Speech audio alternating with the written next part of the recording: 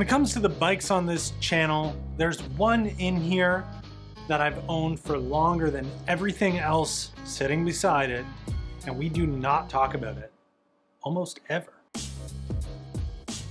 This is my 79 Yamaha XS400, which is generally a pretty regular feature, as honestly one of the bigger obstructions in here when I'm trying to shoot or work on something. And honestly, you probably can't tell based on its appearance right now, but this year was the year that I probably put the most miles on it since I've owned it. And I've owned it for like 10 or 11, possibly 12 years now. This year, based on the odometer, I put about like 800-ish miles. That is a killer year for that thing, considering it typically spends most of its time taken apart like this. And actually this year I had made a vow that I wouldn't take it apart like this until something happened, until it was like completely and utterly necessary.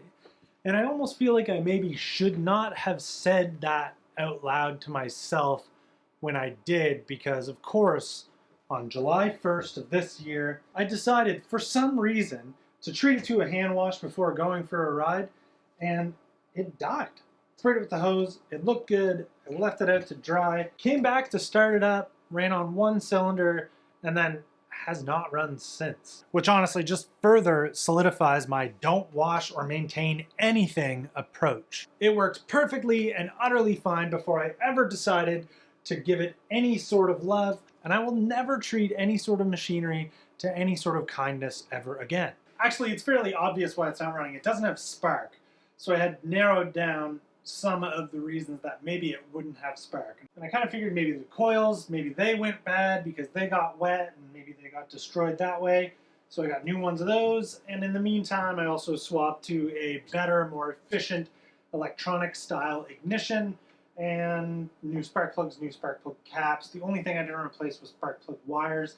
Long story short, still no spark strong enough to actually cause combustion. I'm like a little bit concerned that maybe the lithium ion battery that I've been using for as long as I have, maybe that finally gave up. Maybe that was the actual issue. But I sort of omitted that from the realm of possibility because I had the car literally directly geared up to this while I was trying to get it to run, and there was still no. So I ultimately finished with, okay, maybe I wrecked my wiring harness that I built somewhere in it.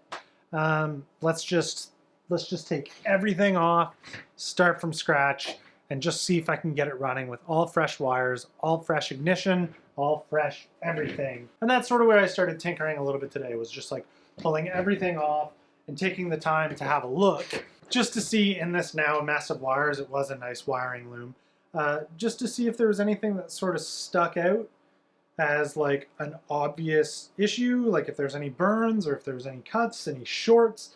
The answer is no. So I probably didn't need to do this, and it might have been worthwhile to just get a new battery and try it that way. Who knows? Anyway, this was one of the better wiring harnesses that I built, but I still know I can do better, so it's a good opportunity to build another one, especially because there's a bunch of work to the frame that I want to do to make life with this a lot easier. So this is kind of the original electronics tray that everything sort of sat atop.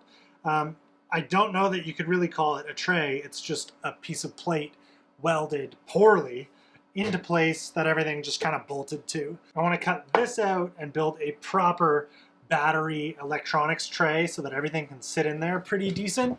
The biggest issue with this thing was that there's actually nowhere for the wires to really go through. I just like sort of shoved them in through here, and I thought maybe that some chafing or rubbing maybe ruined some of the wires.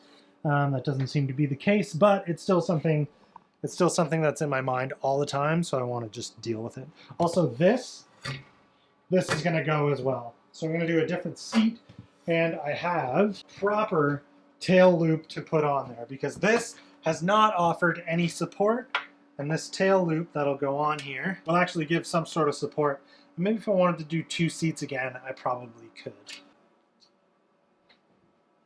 Not to mention that with almost every iteration that I've done of this bike, I've fought with just trash, garbage, terrible signal lights at almost every step of the way. They're always trash. They're like that's broken. That just broke. That easy. Signal lights shouldn't break that easy. So I've got the LED strip, brake, and tail light with 2 signal lights on either end.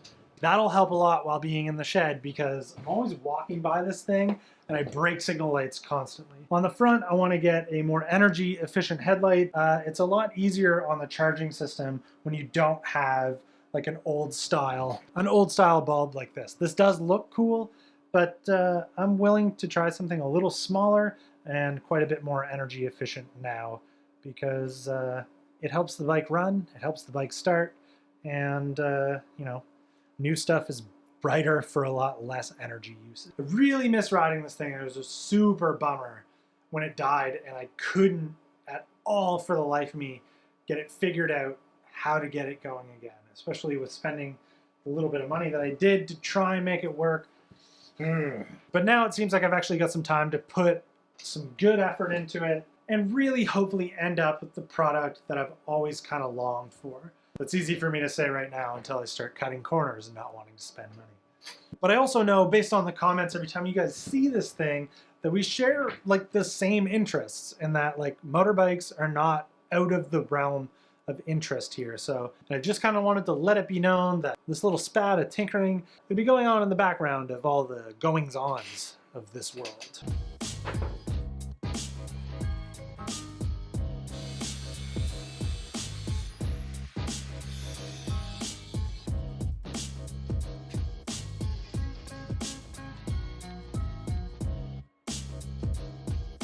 I think it's worth noting that I do not, nor have I ever maintained that I am a good welder. That is false.